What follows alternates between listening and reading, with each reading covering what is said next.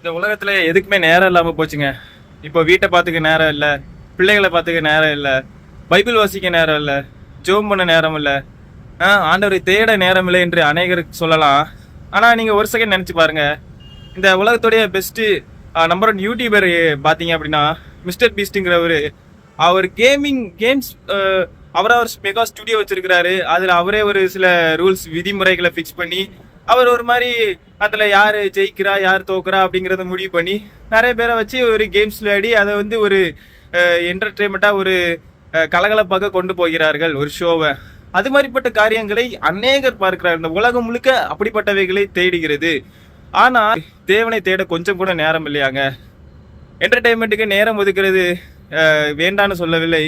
ஆனால் கர்த்தரை தேடுகிறதுக்கு நேரம் ஒதுக்கினோமா, அதை தான் நாம் யோசிக்க வேண்டும். ஹல்லேலூயா.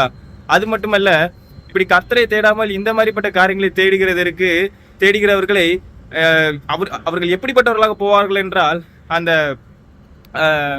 ஹோமோசெக்சுவல் பீப்புளாக, இல்லை இந்த ப்ராஸ்டிடியூட்டட் பீப்புளாக, இல்லை திருடுவர்களாக, இல்லை சுயநலவாதிகளாக, இந்த மாதிரி தான் போகிறார்கள்.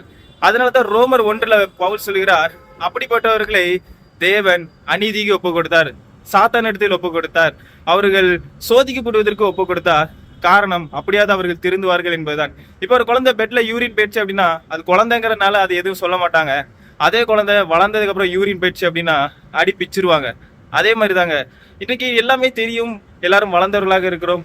அப்படி இருக்கும் பொழுது அந்த எந்த ஒரு தேவனை தேட வேண்டுமா, அதை முக்கியமாக வைக்க வேண்டும் என்பதை விட்டுவிட்டு இந்த உலக காரியங்களையும் என்டர்டெயின்மெண்ட்டையும் முதல்ல வைக்கிறாங்க. வீட்டை பார்த்துக்க நேரம் இல்லை, பிள்ளைகளை பார்த்துக்க நேரம் இல்லை, கர்த்தரை தேடவும் நேரம் இல்லை. அதனால தான் இந்த உலகம் ஆசீர்வதிக்கப்பட வேண்டும் என்று ஜெபிக்கவே கூடாதுங்க. நான் சொல்றேன், இப்படிப்பட்ட ஆசீர்வதிக்க கூடாது. உண்மையான மனுஷன் உண்மையாக வேலை செய்யும் பொழுது கர்த்தர் ஆசீர்வதிக்கிறார், உண்மைதான். உண்மையுள்ள மனுஷன் பரிபூர்ண ஆசீர்வாதங்களை பெறுவான்.